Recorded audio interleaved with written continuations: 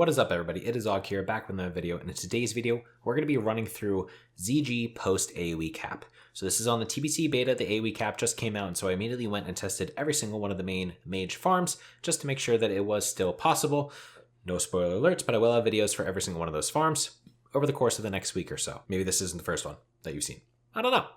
Regardless, the AOE Cap, if you guys don't know what that is basically the way AOE works changed in TBC. Ground effect spells such as Consecration, Flame Strike Dot, things like that, are unaffected by the AOE cap. However, there's a new AOE cap for every other AOE damaging spell that is a channel especially, right? So we have Blizzard, for example. The way that the new AOE cap works is that we take the total non-critical damage of a spell, multiply it by 10 for 10 mobs, and that's the max damage that the spell can do. Divide that by the number of mobs that are currently being hit, and that is the damage that each mob will suffer. In terms of Blizzard, divide that by 8 for the number of ticks, and that's how much your individual tick will hit for. So for example, if we have 50 mobs, such as ZG, which we're about to show, we're going to be doing 1/5 of the normal damage. The easy way to think about it, guys, is just take the damage that you used to do with a tick of Blizzard and divide it by 10. We also do have spell power though, so spell power is going to help. And one more bug that we're currently experiencing on the beta is that mana regen is not working appropriately, so our mana regen is much lower than normal. All of those considered, I wanted to basically test the runs to see how they worked. Obviously, some people do not like the AOE farming of mages, and I completely understand where you're coming from. At the same point, though, there is a lot of people who do enjoy them and who see this as basically an integral part of the game at this point. And so I wanted to make these farms to basically show people how they can still do them if they would like to do them. Also, I wanted to kind of hone in on a couple things for ZG specifically. So ZG is unique in such that there's something you should do at the start of the runs, which I haven't touched in any videos, and that is activating the packs. So every pat in here actually runs at 10% movement speed until you get close enough to it where it starts to run full speed. So that is why you'll run into axe throwers at the end of the run. And so what we need to do is we need to activate them. The way that we activate them is we run around Venox's temple after we find the Berserker, find them, and target them. If you can't see them all the way up the path past Venox's temple, you're fine to do your run most of the time. If you can see them though, you should wait to start your run until they get to the bridge that is behind us. So basically that means that we run over here, we find the Berserker. Once we find the Berserker, we target the Berserker, mark it, go find these guys, wait until they get to the bridge, and that is when we actually start the pool. This will make it so that when you get to the end of the pool, the Axe Thrower pack, which is what this is typically called, but could be a priest and an Axe Thrower, will not be in the way, and so you won't need to worry about them messing up your entire run. The rest of the run is the standard 11-pack pool that we've been doing. I do recommend that you always bring swim speed potions though, just in case the ending Berserker is in a bad spot. Bring at least 4 light feathers per run. I prefer light feathers. You can also use noggin foggers. And it doesn't matter whether or not you have an epic mount or a regular mount.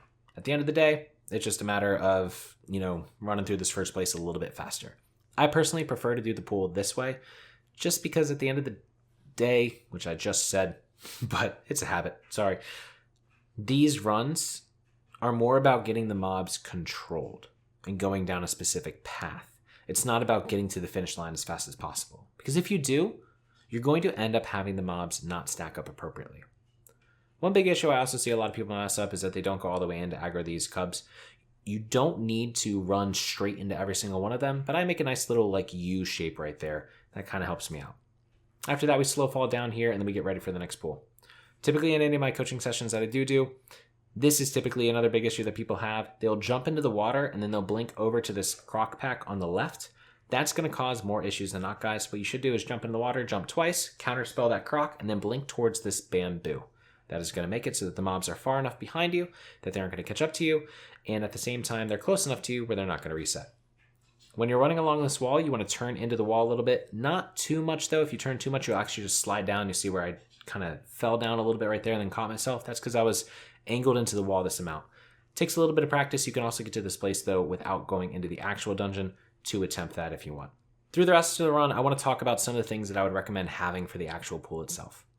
Obviously, with the AOE cap changes, without the AOE cap changes, we were already running into problems with mana, right? Blizzard was, Blizzard's pretty taxing when you're trying to kill a mob that has 10,000 health. And so we weren't able to maintain a full mana pool. We needed to use evocate, mana gems, potentially potions at times.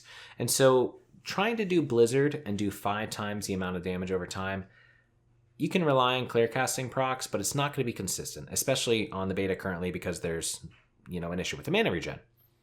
The better way to do it is to rely on getting back mana from your dagger, so the Blade of Eternal Darkness, and killing the mobs with Flame Strike. So for those of you who do not know, the Blade of Eternal Darkness is pretty much going to be imperative for this run at this point. It is a drop off of Princess. It is a 2% drop chance now. It used to be much lower. Joker did about 2,500 runs to get it back in the day. I did 850 runs and it never dropped. So after the drop rate was buffed, I got it on 3 different tunes with an average of about 15 runs. It still could take a while. It is a 2% drop chance at the end of the day, but I highly recommend going and farming that. And I have a video on my channel that you guys can check out for the Princess kill specifically. As you can see here, the Axora pack is now out of the way because we waited for them to get to the bridge. If we had not waited for them to get to the bridge, they would have been on the bridge when we got to this point, and we would have had to jump into the water early. Another quick point, lips no longer work. So if you are using the lip strategy, you no longer will be able to do that. What lips actually do in TBC is they reduce the number or the physical damage that you take by, I think, 150 for 8 seconds. So a little bit longer, 6 versus 8. However, it's just a damage reduction. And if these mobs are going to hit you for 500, when you have 50 of them hit you, 150 damage is not going to save you. So lip strategy is going to be out the door, and you pretty much have to do this strategy, the no lip strategy, in order to do that. It's pretty simple. You just got to skip that pack and then blink through them, Nova, and you'll be good to go. But going back to the Flame Strike method, I kind of tooled around in the kill phase a long time with trying to figure out the best way to do this. I think near halfway through the kill phase, I actually figured out the best way.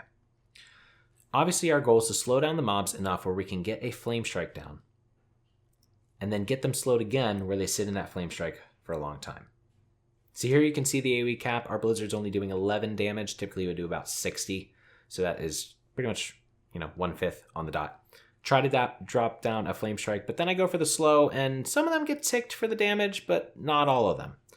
And I noticed that, even if I reapply Blizzard immediately and the batching isn't in the game, we might run into an issue where, the cast time of Flame Strike without having, tier 0.5 or whatever it is with the incanters for the reduced Flame Strike cast, or having the ZG set for a faster Flame Strike cast, we're probably not going to be able to get it off quick enough where we're actually able to trap the mobs inside of the Flame Strike. So highly recommend getting those sets if you can. Otherwise, we're going to have to think about a better way to basically get the mobs to run through the Blizzard. And so the strategy that I came up with about halfway through the run, you'll see here, is jumping back and forth. Also, on another side, I definitely don't recommend trying to do Flame Strike when they're coming towards you, because one of the scariest things is having them run towards you like that, not being slowed. So that last run, obviously they almost got to us. Here, hopefully I jump up, good, jump up and do the Flame Strike while they're moving away. So even if they do escape from the Blizzard, they're then running at, away from you, not towards you. But eventually I got to the point where I came up with what I think is the better strategy to actually take out these mobs. That strategy is going to be to drop a Flame Strike, jump to the other pillar, whether that's up or down, then jump back, and then do the Blizzard. What that's going to do is it's going to allow the mobs to run away, and then come back and get slowed right in the middle of your Flame Strike. So you'll see that about halfway through. One other thing to watch out for is the Cubs. The Cubs become much more of a pervasive issue. The Cubs, when you're just doing this in the normal pool right now, aren't too bad because your Blizzard re-aggroes them. And so you don't really need to worry about them too much. Or you're doing max rank Blizzard and they just die before they can even run away. Now, though, when you're doing a Flame Strike, obviously you're not slowing them with Blizzard. And so if they break out of the pack and they try to go get the mobs behind them, there's nothing to stop them from doing that. So you might have to take out the Cub individually, like we kind of just had to do right there. So we went back and forth like this for a while. Obviously, the mana regen is a little messed up right now, so it probably would be a little bit easier on, pre-patch when this actually does probably go live. But it still is not too bad as long as you have a decent amount of mana. I would recommend 5 PC2 if possible, just for the, extra range on Blizzard. And then also just have, your mana gems made and everything like that. If you can do that, it's not too bad, but it does take about 12 minutes. 12 minutes is still under 15 though, and so if you're trying to do 4 of these per hour, you're trying to sell boost, or you're trying to boost up your own tunes, or boost up your friends or something like that, you're still able to hit lockout. So these farms should still be very, very good. Potentially even as a leveling method once TBC actually drops. Overall, we get about 57,000 experience from the run, which puts the XP per hour at about 235,000 experience per hour. The experience needed to level 60 to 61 is 494,000, which means it'll take just over 2 hours leveling if you don't do any Jindo packs. Obviously, if it's 12 minutes and maybe you have a little bit better gear than I do, or maybe you get this strat down perfectly, you can actually do it a little bit faster, and then you can actually get, maybe a couple extra Jindo mobs in there or something like that, increasing your experience. So it's probably going to end up being about 2 hours per level if we just do the ZG run at the beginning of TBC to level up. Personally, I'm going to go quest unless I'm going for the world record, just because I love Outlands. I think it's so much fun doing the Outlands quests, and the Outlands dungeon, you start getting rep and things like that. So I personally would probably recommend that you do that. However, if you wanted to do ZG, it's looking like, unless there's more changes in the future, like a possible strategy. As we start to get them low, you can see that we're starting to do a little bit more damage with Blizzard at times. Basically, as soon as you start killing mobs, your damage is going to go up, and you're going to see that, in the Mara 500 pool. Obviously, it's a kind of bigger deal. And right here is pretty much where I realized, by the way, the double jump method.